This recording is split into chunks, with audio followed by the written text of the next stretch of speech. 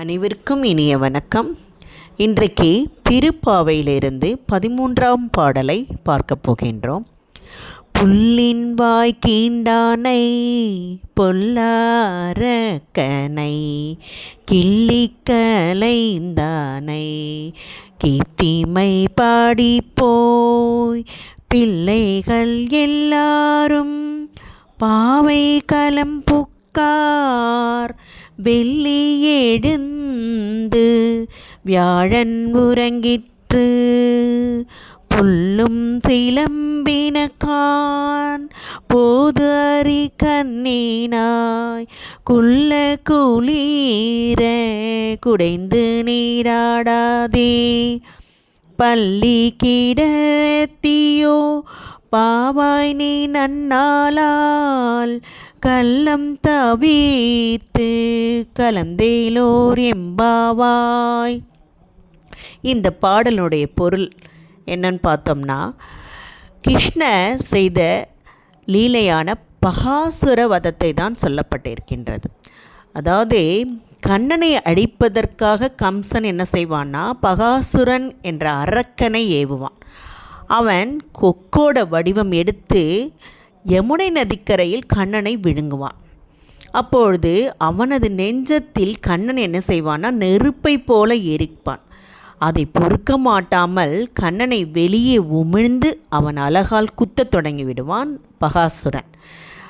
திரும்ப கண்ணன் என்ன செய்வான்னா, அந்த பகாசுரனுடைய வாய் அலகுகளையெல்லாம் தன் கைகளால் பற்றி இரண்டாக கிழித்து எரிந்து அவனை வதம் செய்து அழித்தே விடுவான். இதைத்தான் என்ன சொல்கிறாங்கன்னா, ஆண்டாள் நாச்சியார் புல்லின் வாய் கீண்டான் பாடியிருக்காங்க.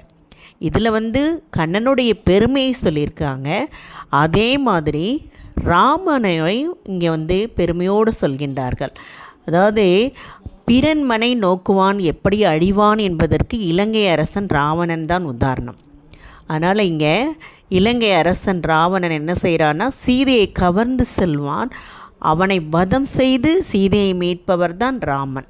இப்படியே என்ன பண்ணுறாங்கன்னா, தோழிமார்கள்லாம் கண்ணனையும் ராமனையும் பெருமையோடு பாடிக்கொண்டு அவர்கள் அப்படியே பாவை விரதம் இருக்கின்ற இடத்திற்கே வந்து விடுகின்றனர். வானத்தில் விடிவெள்ளி கூட முளைத்து விட்டது, வியாழனோ மறைந்து விட்டது. விடியலை அறிவிப்பதற்கான அறிகுறிகள்லாம் என்னன்னு பார்த்தா, பறவைகள்லாம் கீச்சு கீச்சுன்னு பாடுகின்றது. அதனால் தோழிமார் என்ன சொல்கிறாங்கன்னா, தூங்கிக்கிட்டு இருக்கிற தோழியை மலர் போன்ற தாமரை மலர் போன்ற கண்களை உடையவளே, நீ விடிந்து அறிகுறிகள் கூடமா தெரியாமல் தூங்கிக்கிட்டு இருக்காய், உடல் கூடு நடுங்கும்படி குளிர்ந்த நீரில் நீச்சல் அடித்து குளிக்க வராமல் இன்னும் என்ன செய்து கொண்டு இருக்கின்றாய்? அந்த கண்ணனை நாம் தினந்தோறும் வழிபட வேண்டாமா? அதுவும் இந்த மார்கழி மாதம் வழிபட்டால் எவ்வளவு சிறப்பு. அதனால் நீ என்ன செய்யணும், குளிக்க வரவா அப்படின்னு சொல்லி தான் இந்த பாடலில் தோழிமாரெல்லாம் பாடுகின்றார்கள். நீராட அழைப்பதாக இந்த பாடல் அமைந்திருக்கின்றது. இதை படித்து பயன்பெற வேண்டும் என்று கூறி உங்களிடமிருந்து விடைபெறுகின்றேன். நன்றி, வணக்கம்.